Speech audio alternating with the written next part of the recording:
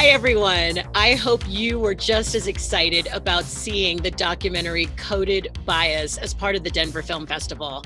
We are here right now with Shalini Kantayya, and I can't wait to ask her questions about her riveting film. Shalini, welcome. Thanks so much for having me, Denver Film Festival. We are delighted to have you.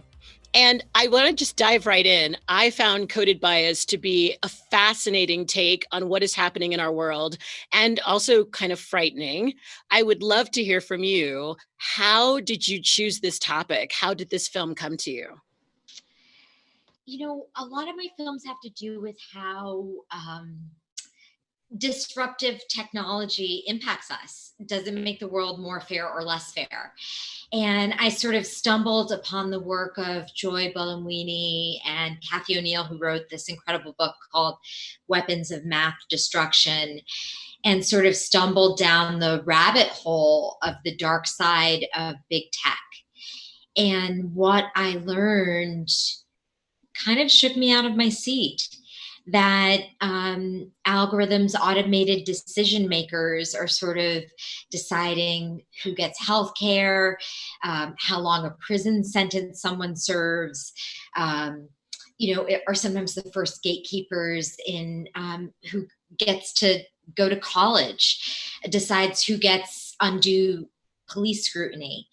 And what I learned in the making of this film is a lot of times these systems haven't been vetted for bias or even for accuracy. And yet they are trusted to make decisions about human destiny that are so sacred to us. And that was sort of just a wake up call that I got in the making of the film. I love that. And you brought up one of my favorite words, bias. So, how much did you know about bias before the making of this film? And where are you now in terms of your skill set in terms of bias? I think that there's something about the making of Coded Bias that has sort of reflected to me what it means to be human. And what I've realized is that bias is just something that we all have. It's just I feel like in the making of this film, I have grown compassion for the things that make us uniquely human. And part of what makes us uniquely human is our flaws. And part of that is our human biases. And we all have them. And I think if we all recognize them, we can all start to deal with that a little bit better. And while Joy Buolamwini, the MIT Media Lab scientist in my film, startles upon this incredible discovery that most facial recognition that was already being sold to law enforcement, like not sitting on the shelf somewhere, it was already being sold to the FBI, already being sold to ICE, that facial recognition was actually racially biased. And also gender biased, but seeing that the implications that can have for civil rights in the making of the film. And so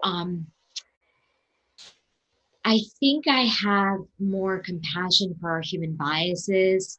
The fact that it's actually scientific truth that we recognize faces in our own tribe more than we recognize others. And that's sort of the disparity that facial recognition is replicated. It's being sort of trained on these data sets that are white and male.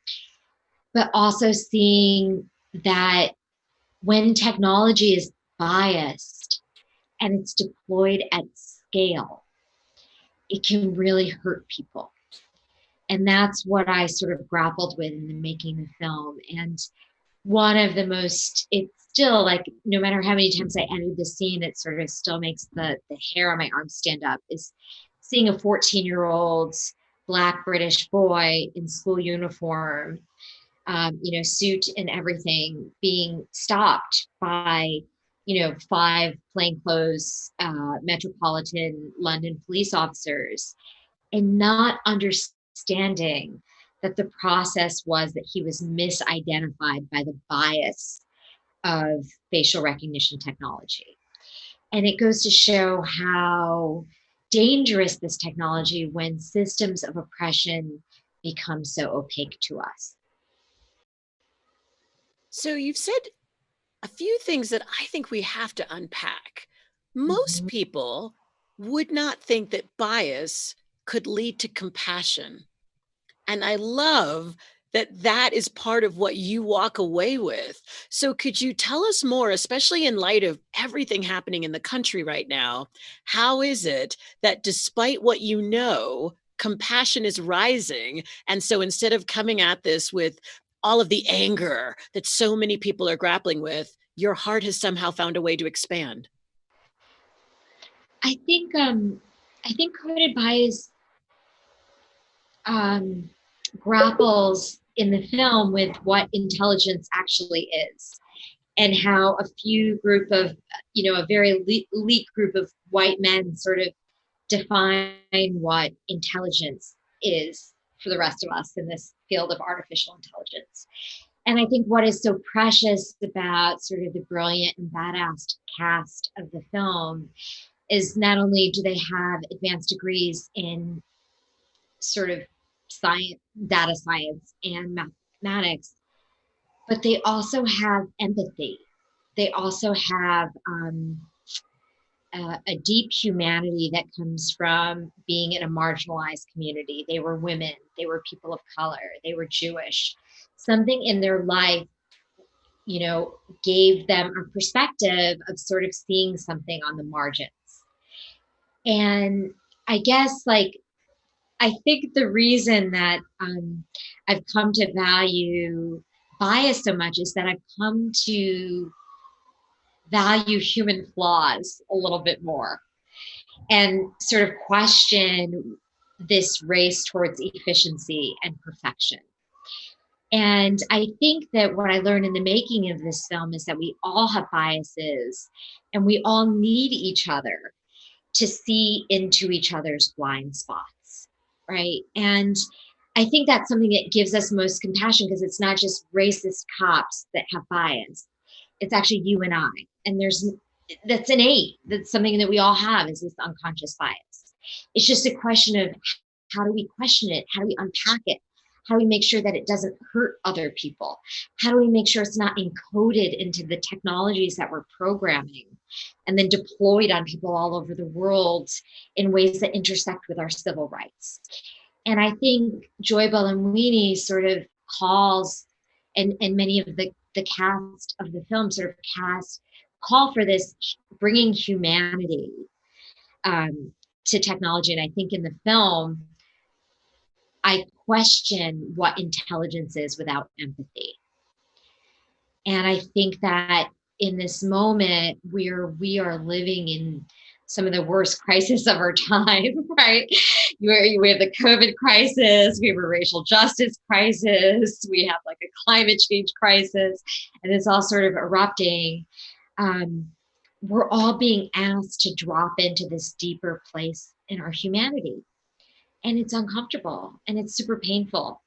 And it causes us to hold a mirror to ourselves in the places that we have bias, and look at the past in ways that are painful, and try to lead with humanity in some way. And if there's anything, I hope that's what people will take away from the film, is what we're losing in that race to efficiency, that race to perfection, that race to whatever it is that we think is the answer, and how we can start to lead with more humanity. Mm, thank you. Ah, I love that. So clearly, as we watch this film, you're a sci-fi fan. And it's very clear, very evident watching it, which was so much fun for me, all of these different clips from all of these amazing films. So I'm wondering, how does that influence your storytelling as a documentarian? How does sci-fi and, which is the world of what isn't true, impact the world that is true in your documentary? I always say my first love is sci-fi. I sort of grew up on it, and I love technology. I hope that comes across in the film too. Like people always say, like, do you think they're good uses of technology? Yes. It's not what the film is about. But I think that sci-fi, it gives us a way to imagine the future.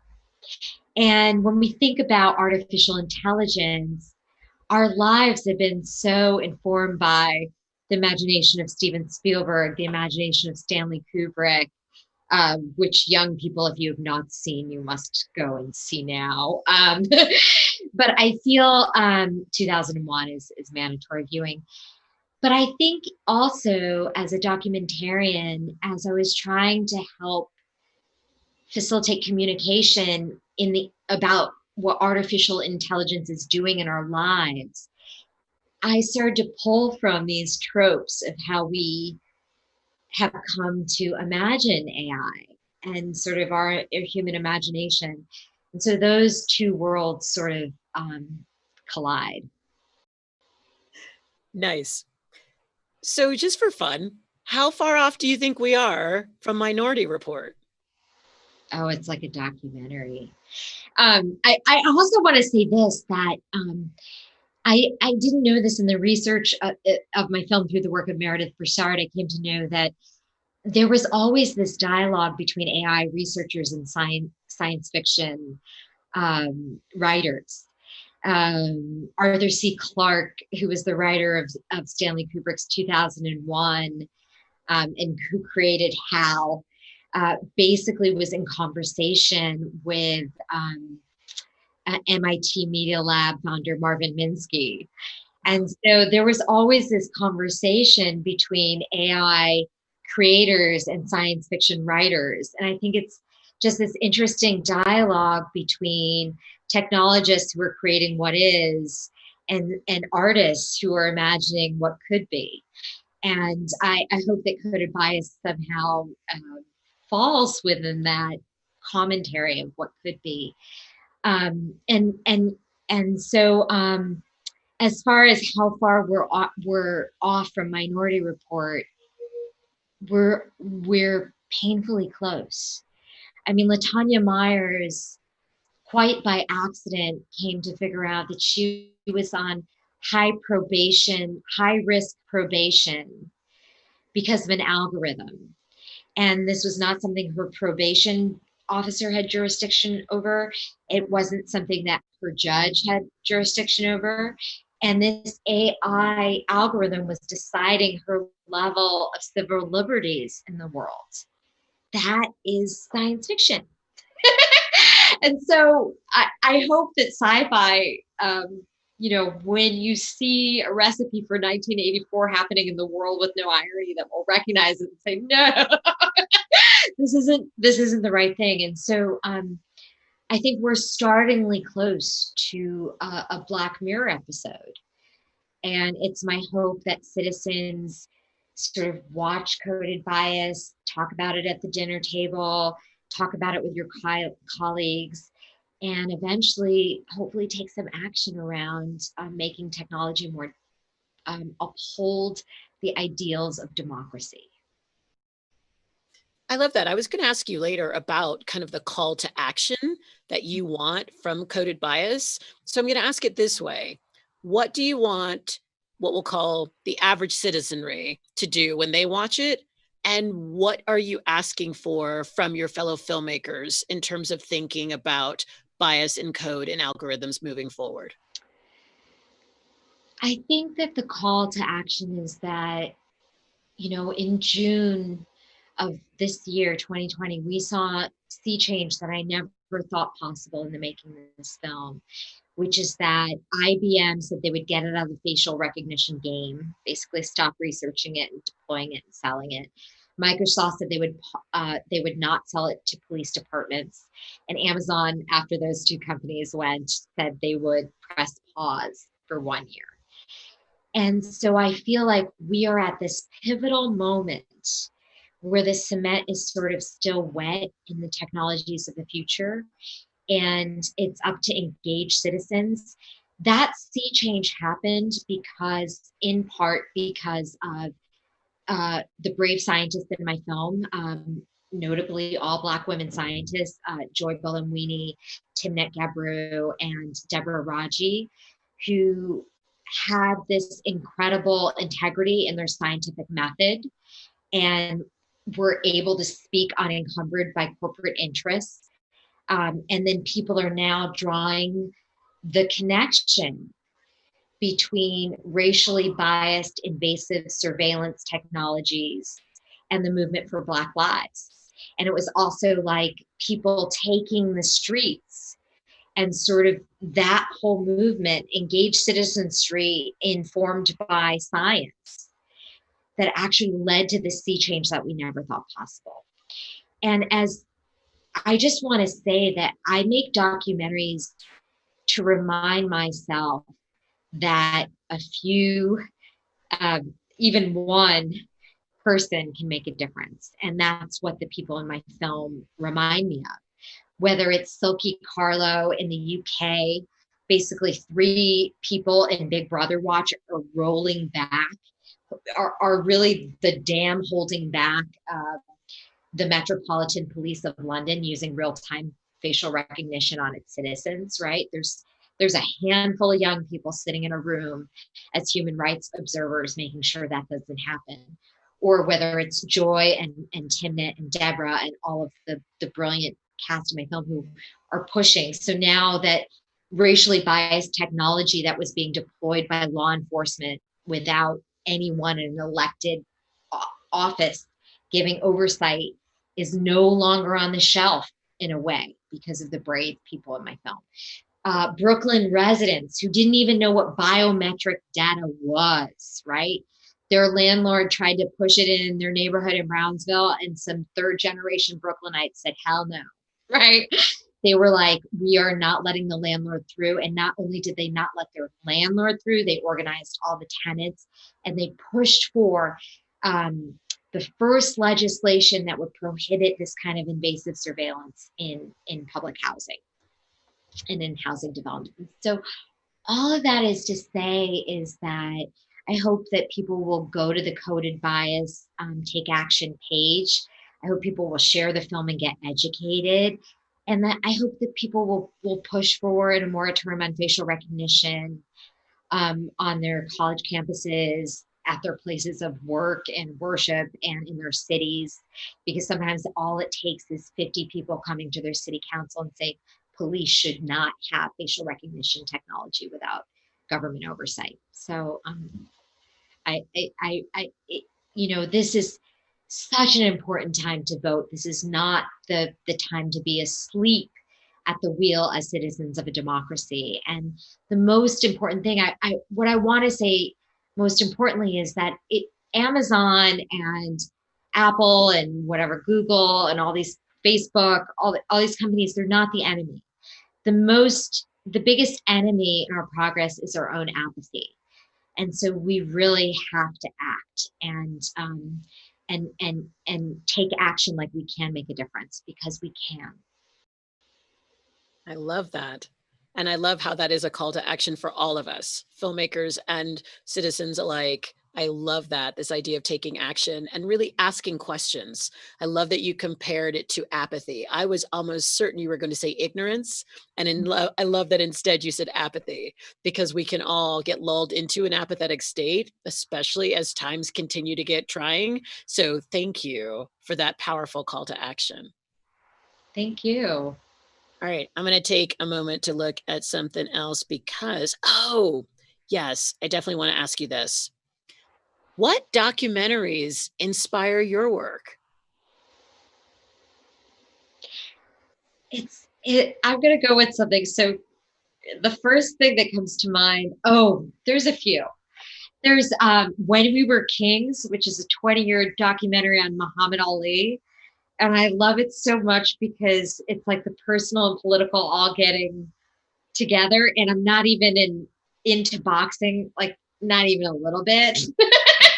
And it just is so incredibly done. And you can just see the commitment of the filmmakers over a year. So that's an incredible documentary. I love that. I love that. I'm also going to ask you random questions, and then I'll give you a really legitimate one. As a moviegoer, there are key things that every moviegoer has to decide. So, are you buttered popcorn, non-buttered popcorn?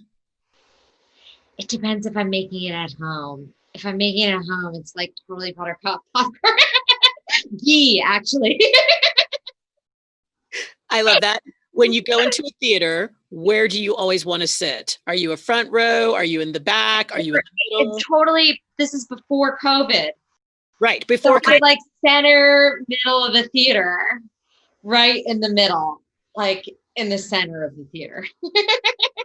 That's exactly where I like to sit. So thank you for that. All right, I'm going to ask you a tougher question now. What other areas do you believe hold systemic racism that people would ordinarily assume are neutral? I know before looking at the film, I would have assumed that algorithms are neutral, but they're not. What other systems do you believe we think are neutral, but clearly are not? Well, I just want to say with systems, good God, I did not have any idea. I mean, Joy calls it the coded gaze.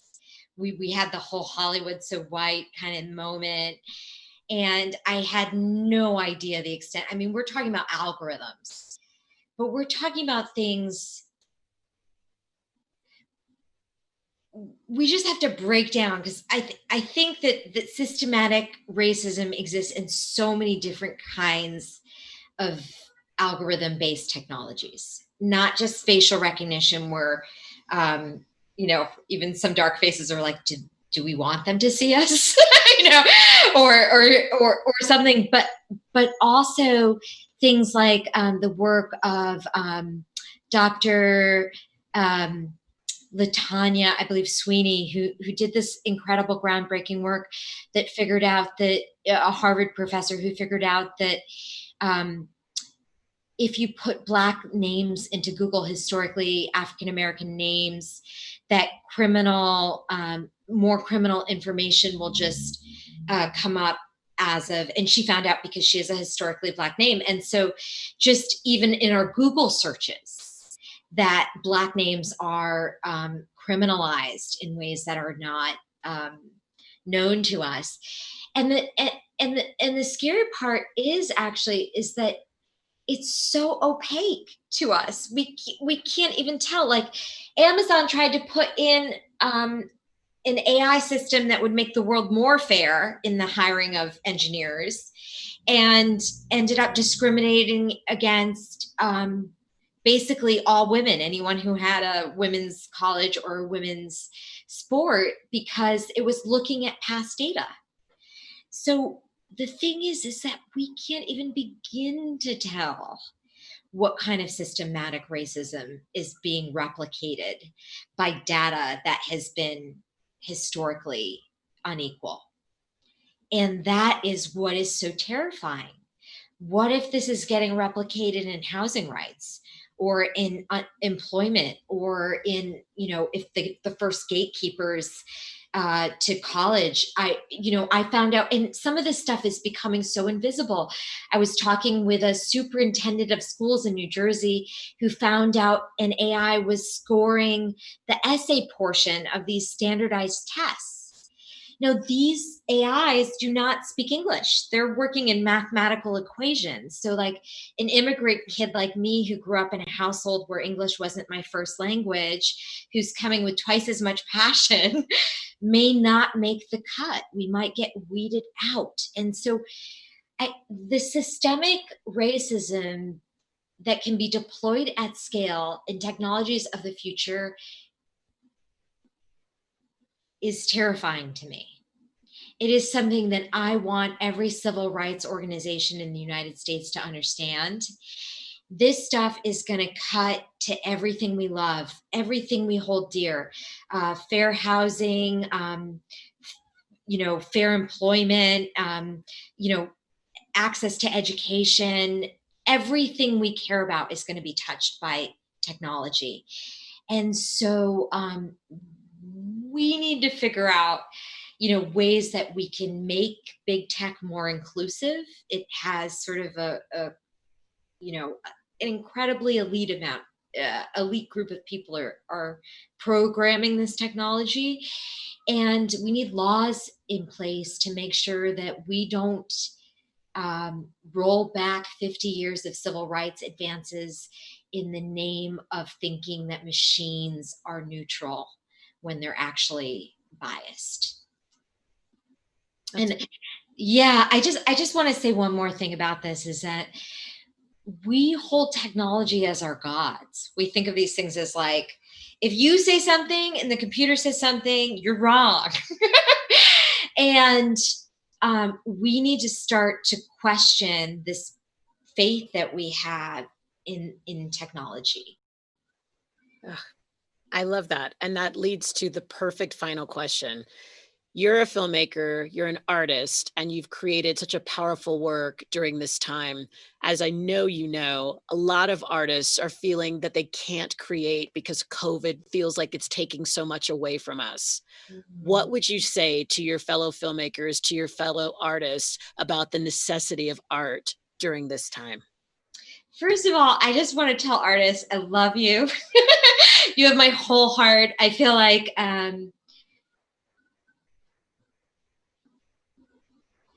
it's a hard time to be an artist because part of being an artist is being awake and alive and feeling things. And if you are awake and alive and feeling things in 2020, you are in pain. And I want to acknowledge that. So I want to say to artists, take care of yourselves, take care of your communities, do the best you can. Um, Find ways to feed yourself and nourish yourself. It really makes a difference. And we gotta survive this first of all. And then second of all, I just want to say that it is my heart. I come from a tradition of organizations like Third World Newsreel, of political artists of color who are working to change the world. And I'm so proud to be a small part of that long lineage of social change.